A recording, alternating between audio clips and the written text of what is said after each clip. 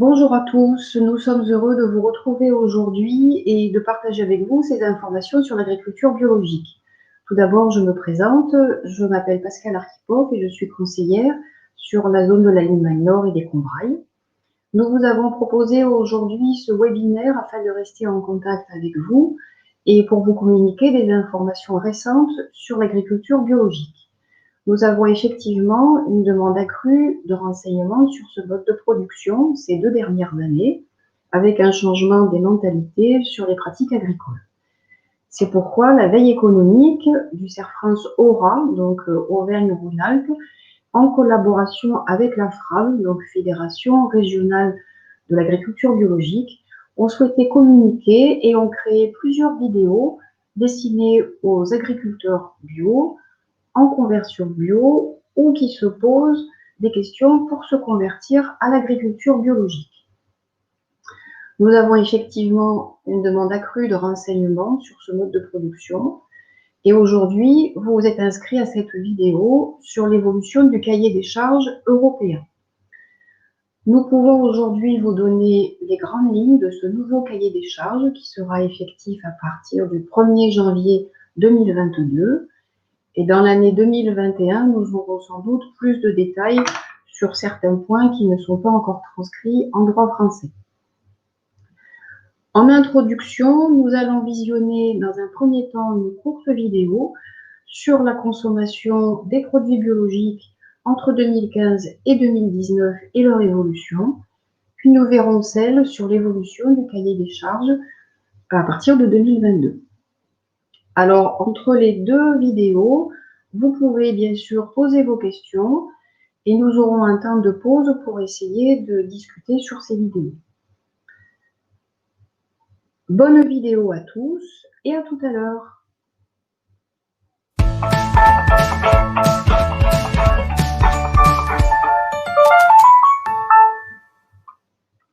Bonjour à toutes et à tous, je suis ravie de vous retrouver pour cette série de vidéos Pause gagnante CERFRANS consacrée aux actualités de l'agriculture biologique. Cette série de vidéos est réalisée en partenariat avec la FRABORA, Fédération régionale de l'agriculture biologique. Quelques mots du réseau CERFRANS, un réseau d'entrepreneurs gagnants destiné à un public bien sûr d'agriculteurs, mais également de professions libérales, de TPE et d'artisans et de commerçants. Le réseau CERFRANS au niveau national, c'est 12 000 collaborateurs, 320 000 clients, 700 agences et 62 CERFRANS. Commençons tout de suite par faire le point sur la part des consommateurs de produits biologiques. En 2019, 71% des consommateurs déclarent consommer au moins une fois par mois un produit biologique. Cette tendance est à la hausse depuis de nombreuses années et tout particulièrement ces toutes dernières années. Donc une vraie tendance de fond qui s'accentue et se maintient. Cette tendance de fond, elle va porter sur la plupart des produits de grande consommation. En premier lieu, il est vrai au niveau des rayons frais dits libre-service, avec des évolutions conséquentes entre 2018 et 2019, avec des évolutions en valeur, en volume ou même en nombre de références qui dépassent les 30%. Par exemple, sur les surgelés qui sont un axe vraiment de développement nouveau. On a des tendances sur la crèmerie, par exemple, qui sont aussi très fortes et particulièrement notables par rapport à ces mêmes produits en conventionnel qui ne connaissent pas les mêmes dynamiques.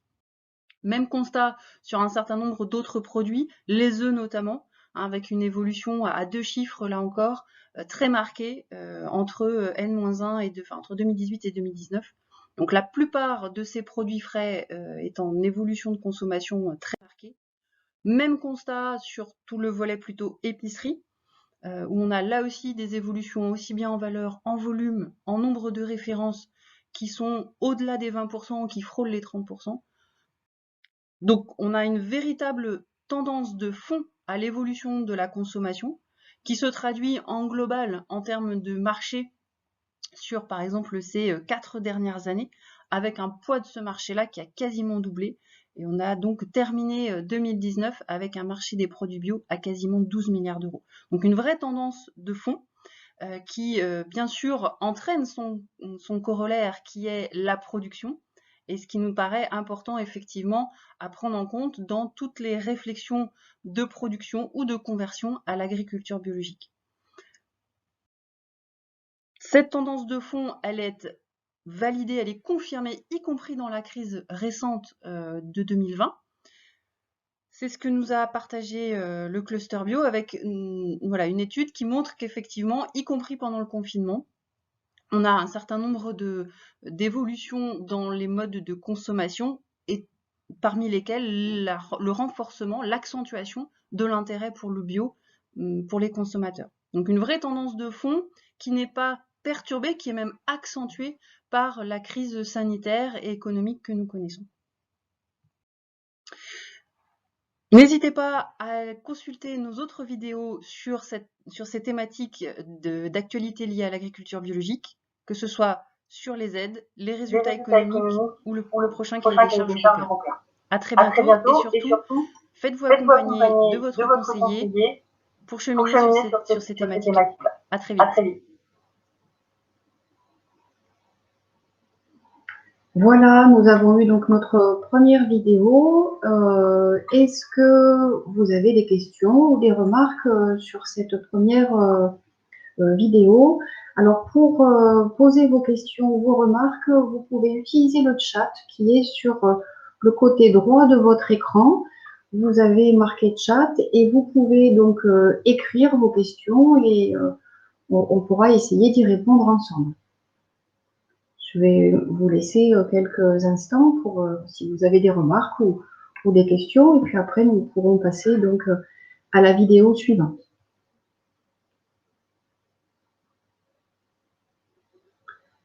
Donc vous avez dû vous rendre compte avec cette vidéo que le bio est clairement un marché qui est devenu porteur et en plein développement.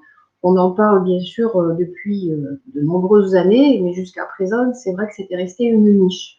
Alors aujourd'hui, depuis, on va dire, les 5 dernières années, c'est en train de se développer très très fortement. Et effectivement, depuis ces 2 dernières années, encore plus. La crise sanitaire avec le Covid a fait énormément développer les achats de proximité et les achats bio avec le confinement successif.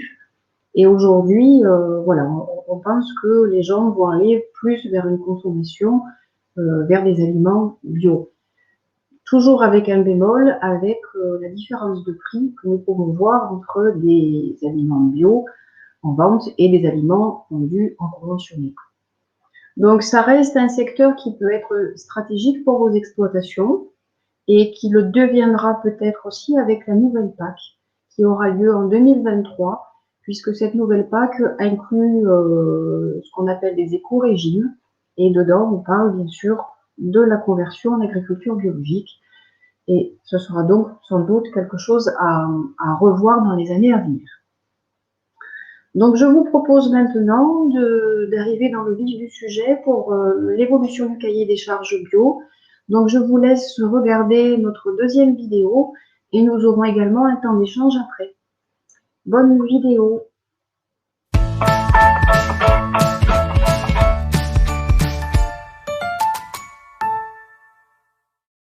Bonjour à toutes et à tous. Je suis heureuse de vous retrouver pour cette série de vidéos Pause gagnante Serre France consacrée à la thématique de l'agriculture biologique. Nous allons parler aujourd'hui du nouveau cahier des charges européen et comment anticiper les changements qu'il génère. Cette vidéo est réalisée en partenariat avec la Frabora, Fédération régionale d'agriculture biologique. Quelques mots du réseau Serre France, premier réseau national d'expertise comptable, et notamment positionné sur le conseil auprès d'agriculteurs, qu'ils soient conventionnels, en questionnement, d'ores et déjà en producteurs bio. Il nous paraît important d'être aux côtés de tous nos adhérents. Quelques rappels historiques en quelques lignes sur l'émergence, comment nous en sommes arrivés à un cahier des charges européen dont nous allons parler aujourd'hui. Sur le côté français, une émergence de la notion d'agriculture biologique dans les années 50. Dans les années 70, c'est le premier cahier des charges privé qui est mis au point. S'ensuit une période d'homologation, d'harmonisation des cahiers des charges privés pour aboutir au tout début des années 90 au premier cahier des charges à l'échelle européenne portant sur les productions végétales et une petite dizaine d'années derrière, le même premier cahier des charges sur les productions animales. 2008-2009, première révision de ces cahiers des charges européens. Pourquoi parle-t-on aujourd'hui du nouveau règlement bio? Pour répondre à un certain nombre d'objectifs de la Commission européenne, notamment encourager encore le développement de cette agriculture-là, de garantir la qualité des produits et d'harmoniser des pratiques entre producteurs et aussi de réduire le nombre de dérogations constatées ici ou là sur un certain nombre de sujets. Le contexte est plutôt favorable. À l'époque, un commissaire européen à l'agriculture plutôt mobilisé autour de la bio, un essor du marché de la bio. Je vous invite d'ailleurs à visionner notre vidéo où on parle des récentes tendances de consommation. Une image de la bio positive à préserver et une adaptation à de nouvelles règles organisant l'Union européenne. En parallèle aussi, cela étant, quelques points d'accroche, effectivement une révision relativement récente en fait dans le calendrier et un processus assez lourd, assez long qui a un petit peu pénalisé l'avancée des négociations.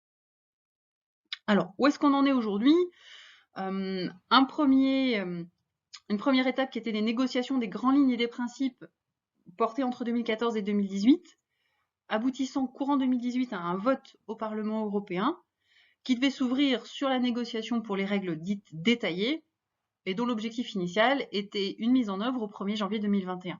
Alors, avant même les événements que l'on connaît pour 2020, le processus des négociations avait été plutôt retardé par rapport au calendrier initial et la crise que l'on connaît a accentué ce délai.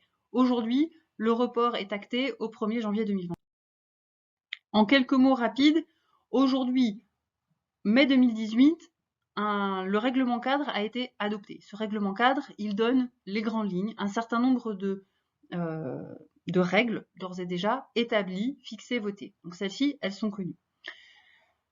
Là où les points d'interrogation persistent, c'est dans la mise en forme des règlements dits secondaires, qu'ils soient délégués ou d'exécution, des règlements secondaires qui vont venir apporter un certain nombre de précisions et qui, ceux-là, ne sont pas à ce jour votés et définitifs.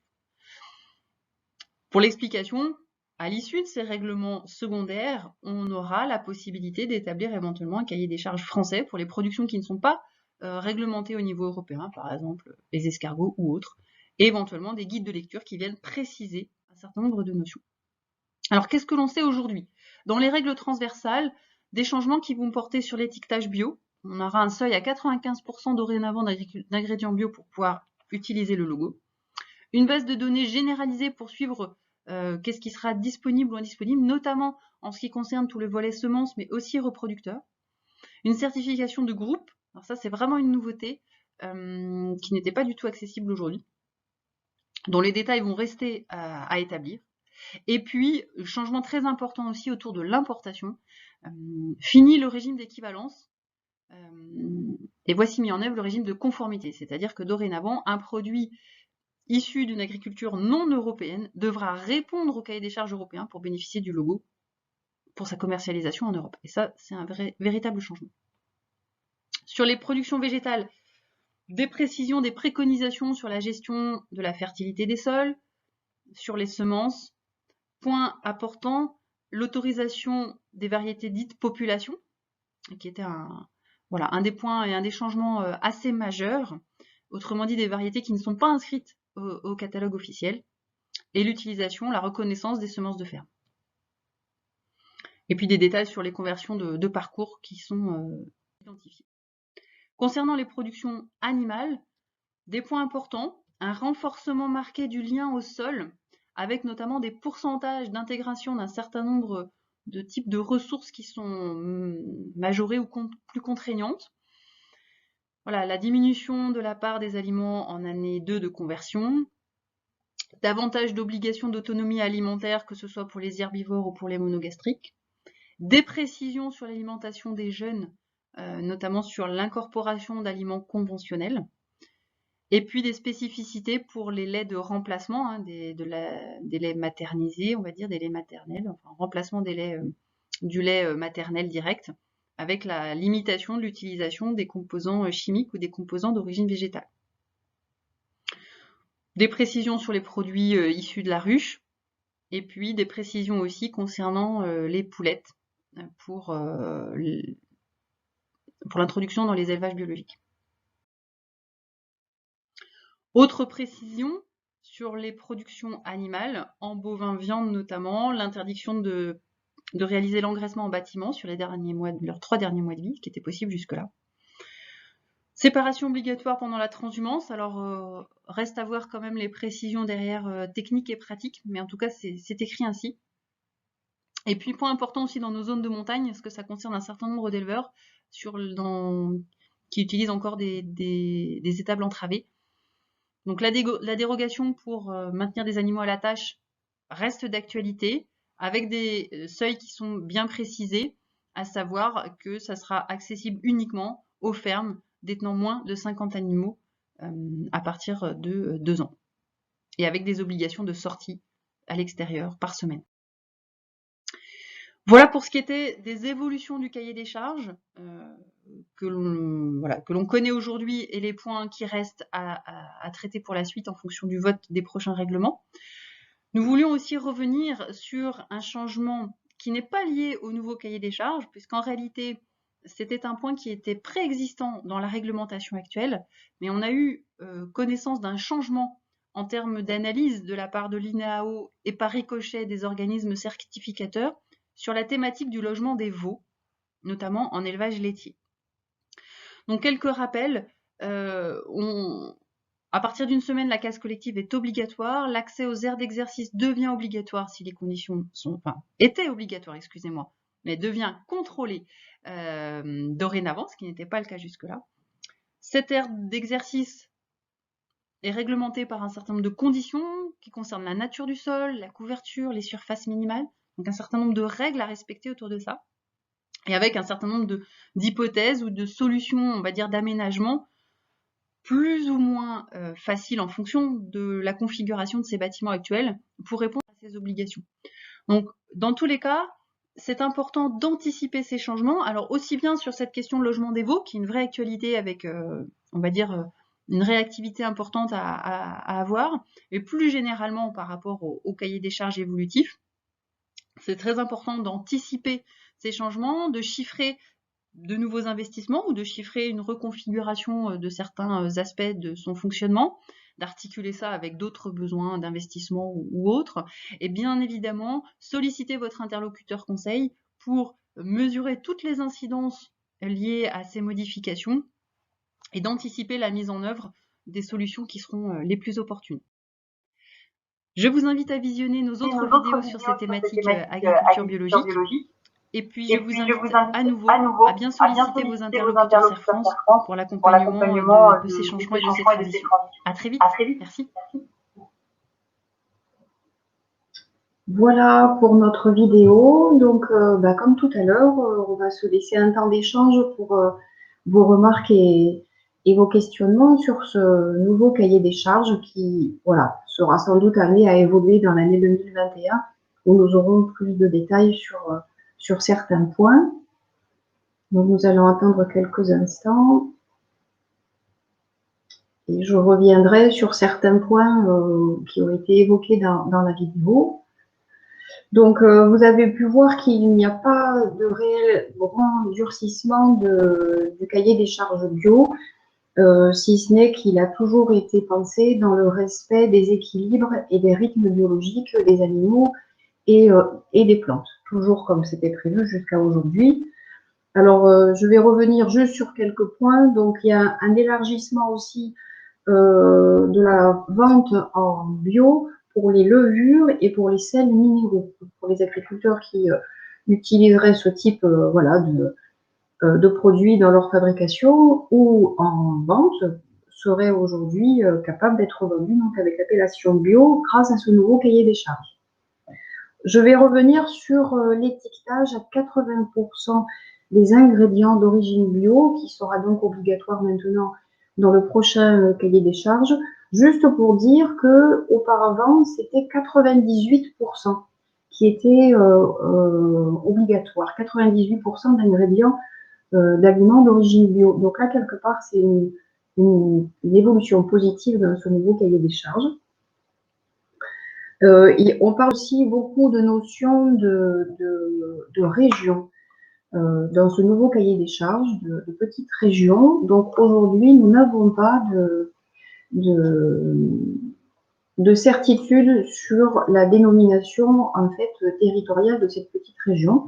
On ne sait pas si on parle de région à l'échelle nationale ou si on parle de région comme les petites régions agricoles comme nous pouvons les connaître ici en Auvergne, ou est-ce qu'on peut parler de régions comme les AOP? Voilà, donc ça c'est quelque chose aujourd'hui qui n'a pas été encore défini. Ensuite, par rapport au régime d'équivalence, aujourd'hui, tous les pays européens n'ont pas les mêmes exigences de règles sanitaires. Donc, à l'avenir, pour vendre, donc exporter et importer du bio, il faudra que les pays aient les mêmes exigences réglementaires. Alors, comme on a conscience que ça ne peut pas être fait du jour au lendemain, il y aura une transition qui sera faite sur 4 ans, et donc jusqu'au 31/12/2025, pour que chaque pays puisse se mettre en conformité. Je voulais aussi apporter un complément avec le contrôle annuel que vous faites avec l'organisme certificateur. Vous avez un contrôle à faire tous les ans, et aujourd'hui, l'organisme certificateur se déplace sur vos fermes pour vous donner l'attestation, comme quoi vous êtes en règle et avec la surface et les animaux. Donc, ça sera toujours le cas avec le nouveau cahier des charges, sauf que le déplacement physique pourrait avoir lieu que tous les 24 mois, donc tous les 2 ans. Il y aurait un contrôle physique sur place dans vos fermes. Par contre, il y aurait un contrôle annuel qui pourrait être fait à distance une année sur 2. Là, il y aura donc aussi une création de bases de données avec des semences et des animaux reproducteurs qui n'existent pas aujourd'hui. Et les semences de ferme pourront être référencées dans ce catalogue. Donc ça, c'est une avancée très positive, puisqu'aujourd'hui, les semences de ferme ne sont pas reconnues comme étant des semences certifiées.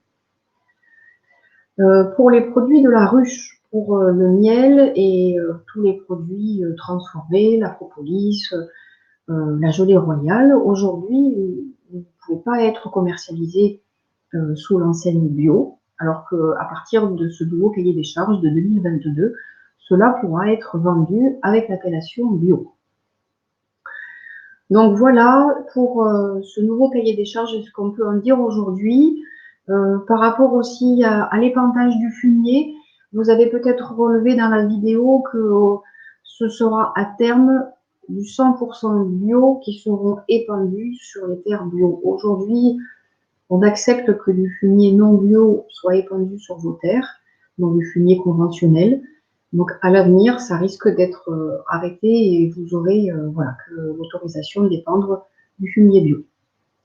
Et également pour ceux qui ont des animaux, vous avez entendu donc pour les animaux à la tâche, qui ce serait donc possible que pour les petites exploitations de moins de 50 animaux. Et pour les autres, eh bien, il faudrait réfléchir à un autre système. Voilà pour ce sujet.